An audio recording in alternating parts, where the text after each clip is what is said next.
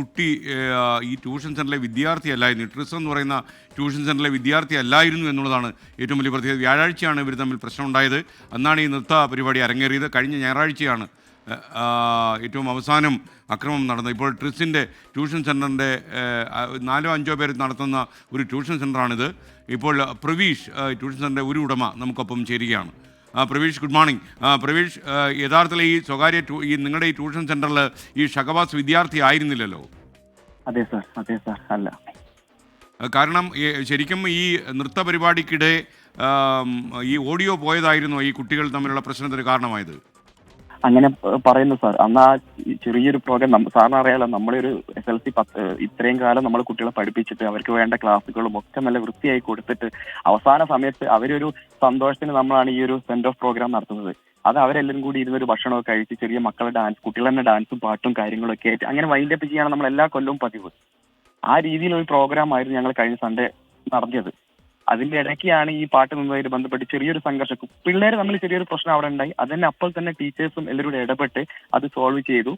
അവരെ വീട്ടിലേക്ക് പറഞ്ഞയച്ചു. ഒരു വിഭാഗം കുട്ടികളെ, ഈ ഒരു സ്കൂളിൽ പഠിക്കുന്ന പിള്ളേരെ ഞങ്ങൾ തന്നെ അവരെ വീട്ടിൽ കൊണ്ട് ഇറക്കി കൊടുത്തു. ഇനി ഇത് അവരിവിടെ നിന്ന് കഴിഞ്ഞാൽ അതിന്റെ ബുദ്ധിമുട്ടെന്തോ ഉണ്ടാവും എന്ന് വിചാരിച്ച്. ഒരു സംശയം, സാധാരണ ഇത്തരം ആഘോഷ പരിപാടികളൊക്കെ അവിടെയൊക്കെ ഉണ്ടാകുമ്പോൾ ഈ കുട്ടികൾ ഇങ്ങനെ ഏറ്റുമുട്ടുന്നതും അഭിപ്രായ വ്യത്യാസം ഉണ്ടാകുന്നതും വാഗ്വാദം ഉണ്ടാകുന്നതും ഒക്കെ സാധാരണ സംഭവങ്ങളാണോ? അവിടെ അങ്ങനെ ഉണ്ടാവാറില്ല സാറേ. നമ്മളങ്ങനെ നല്ല വൃത്തിയായിട്ട് നല്ല ഡിസിപ്ലിൻ കാര്യങ്ങൾ തന്നെയാണ് ടീച്ചേഴ്സും, ഒരു 10-20ഓളം ടീച്ചേഴ്സും ഉണ്ടായിരുന്നു നമ്മുടെ പ്രോഗ്രാമിൽ. അങ്ങനെ ഒരു ഉണ്ടാവാറില്ല ഇതുവരെ. അന്ന് ദിവസം സംഭവിച്ച എന്താ നിർഭാഗ്യവശാൽ അന്ന് ദിവസം ചെറിയൊരു സംഘർഷം, അത് വലിയൊരു സംഘർഷമല്ല, പിള്ളേർ തമ്മിൽ ചെറിയൊരു വാക്ക് തർക്കം വന്ന് ചെറിയൊരു ഉന്തും തള്ളും അവിടെ നടന്നു. അപ്പൊ അങ്ങയുടെ അറിവിൽ ഈ ഷഹബാസിന് വീട്ടിൽ നിന്ന് നിർബന്ധിച്ച് അയാളുടെ കൂട്ടുകാർ വിളിച്ചുകൊണ്ട് വന്നതാണെന്ന് പറയുന്നു. കാര്യം ഈ ട്യൂഷൻ സെന്ററിൽ ഇയാൾ പഠിക്കുന്നില്ല. അപ്പൊ ഈ നിർബന്ധിച്ച് കൊണ്ടുവരാൻ ഇവർക്ക് എന്തെങ്കിലും കണക്ക് തീർക്കാനുള്ള കാര്യം ഇയാളോട് ഉണ്ടായിരുന്നു, മുൻ പ്രതികാരമോ മറ്റോ? അയ്യോ, അതൊന്നും നമുക്കറിയില്ല സാർ. ഈ മോനെ എനിക്ക് അറിയില്ല. ഈ മോനെ ഞാനിപ്പോ ഈ ന്യൂസ് വന്നപ്പോഴാണ് ഈ ഷഹബാസ് എന്ന് പറഞ്ഞ മകൻ അവിടെ വന്നിരുന്നു എന്നുള്ളതും ഇത്രമാത്രം ഈ അക്രമത്തിൽ ഇരയായി എന്നുള്ള വിവരമൊക്കെ നമ്മൾ ഇന്നലെയാണ് സാർ അറിയുന്നത്. ഓക്കെ, അപ്പോൾ ശരിക്കും നിങ്ങളുടെ ട്യൂഷൻ സെന്ററിൽ ആകെ എത്ര കുട്ടികളുണ്ട്? ഞങ്ങൾ ഒരു 200ഓളം വിദ്യാർത്ഥികൾ പഠിക്കുന്ന സ്ഥാപനമാണ് സാർ. നമ്മുടെ നാട്ടിലുള്ള എന്താ പറയുക, PG ഡിഗ്രി കഴിഞ്ഞ അധ്യാപകർ എല്ലാവരും കൂടി നടത്തുന്ന ഒരു ചെറിയൊരു സ്ഥാപനമാണ് ഞങ്ങളത് സാർ. അല്ല, ഇതിൽ പ്രതികളായിട്ടുള്ള കുട്ടികളൊക്കെ തന്നെ അവിടെ പഠിക്കുന്ന കുട്ടികൾ തന്നെയാണോ? അതെ, പ്രതികളായി എന്ന് പറയുന്ന കുട്ടികൾ അവിടെ പഠിക്കുന്നുണ്ട് സാർ. അല്ല, ഇവർക്ക് എന്തെങ്കിലും ഈ മുതിർന്നവരുമായിട്ട് ചങ്ങാത്തമുള്ളവരോ? കാര്യം ഈ കുട്ടിയുടെ, ഈ ഷഹബാസിൻ്റെ പിതാവ് ഇന്നലെ 24 തന്നെ പറഞ്ഞ കാര്യം ഈ ചില കൊട്ടേഷൻ സംഘങ്ങളൊക്കെ ഇതിൻ്റെ ഇടയിൽ ഇരച്ചു കയറി എന്നുള്ളതാണ്. കാര്യം ഇവർക്ക് ആയുധം അണിയിച്ചവരെ വിട്ടത് ഈ മുതിർന്നവരാണ് എന്ന രീതിയിലൊരു സൂചനയാണ് അദ്ദേഹം പറഞ്ഞത്. അങ്ങനെ ഇവരെ കാണാനായി ഈ ട്യൂഷൻ സെൻ്ററിലേക്ക്, നിങ്ങളുടെ ഈ ട്രിസ് എന്ന് പറയുന്ന ട്യൂഷൻ സെൻ്ററിലേക്ക് മുതിർന്നവർ വരുന്നതൊക്കെ അങ്ങയുടെ ശ്രദ്ധയിൽപ്പെട്ടിട്ടുണ്ടോ? ഇല്ല സാർ, നമ്മൾ അവിടേക്ക് പുറത്തുനിന്ന് ഒരാളെ പോലും എൻട്രി ചെയ്യിക്കാറില്ല. നമ്മൾ കുട്ടികളാണ്, കുട്ടികളെ പാരന്റ്, അച്ഛൻ, അമ്മ അല്ലെങ്കിൽ അവരെ ജ്യേഷ്ഠ, അങ്ങനെ ഉത്തരവാദപ്പെട്ട ആൾക്കാരെ മാത്രമേ അവിടേക്ക് വരത്തുള്ളൂ. അല്ലാണ്ട് ഒരാളെ പോലും നമ്മൾ അവിടേക്ക് വരുന്നില്ല. നമ്മുടെ സെന്റർ ക്ലാസ് കഴിഞ്ഞ് പോയതാണ് ഇവര്. അവിടെ കുറച്ച് മാറി അവിടെ നിന്നാണ് സാർ സംഘർഷം ഉണ്ടായത്. ഈ പ്രതികളായിട്ടുള്ളത് ഇപ്പോൾ 5 കുട്ടികളാണല്ലോ ഈ പ്രതികളായിട്ടുള്ളത്. ഈ 5 കുട്ടികളൊക്കെ അത്യാവശ്യം പഠിക്കാൻ താല്പര്യമുള്ളവരാണോ അതോ ഇതുപോലെ പക വീട്ടാൻ പള്ളിക്കൂടത്തിൽ വരുന്ന പിള്ളേരാണോ?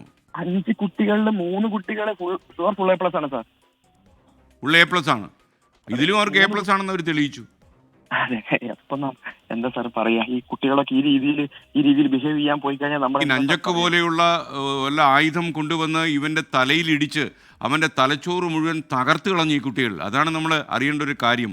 കാരണം കുട്ടികൾ തമ്മിൽ ഏറ്റുമുട്ടുമ്പോൾ കർണക്കുറ്റിക്ക് അടിക്കുക അല്ലെങ്കിൽ നെഞ്ചത്ത് ചവിട്ടുക, ഇതൊക്കെയാണല്ലോ സാധാരണ സംഭവിക്കുക. ഇതങ്ങനെയല്ല.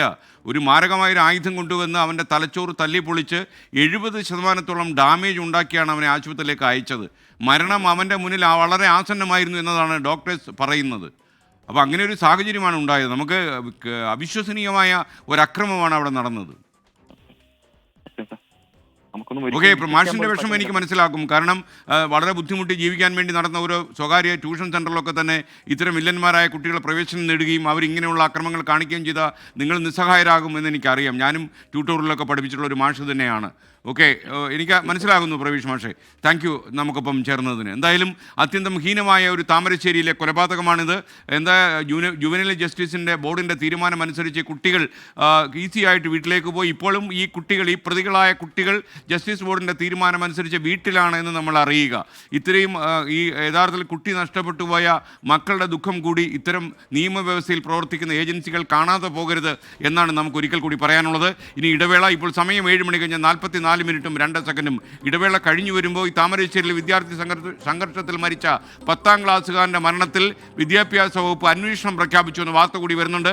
ഈ സാധാരണഗതിയിൽ ഒരു യൂഷ്വൽ അന്വേഷണവും അതിൻ്റെ പിന്നാലെ ഒരു റിപ്പോർട്ടും വാങ്ങി സെക്രട്ടേറിയറ്റിൽ വയ്ക്കുന്നതും ആകരുത് ഇതെന്നാണ് ഞങ്ങൾക്ക് പറയാനുള്ളത്. കാരണം ഇതിൻ്റെ കടയറത്ത് നമുക്ക് വീഴ്ത്തണം.